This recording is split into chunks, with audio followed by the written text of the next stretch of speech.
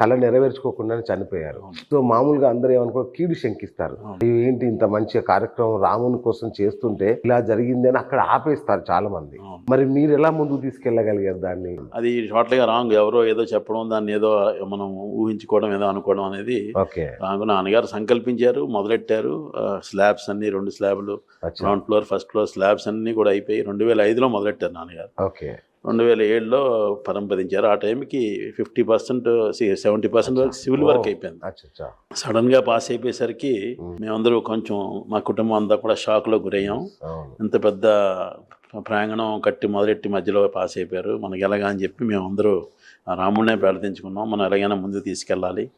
మేమందరూ 5 brothers 3 sisters, మా అందరూ, మా వదినలు కానీ, మా వైఫ్ కానీ, మా చిల్డ్రన్ కానీ, అందరు పిల్లలు కానీ అందరూ ఇన్వాల్వ్ అయ్యారు.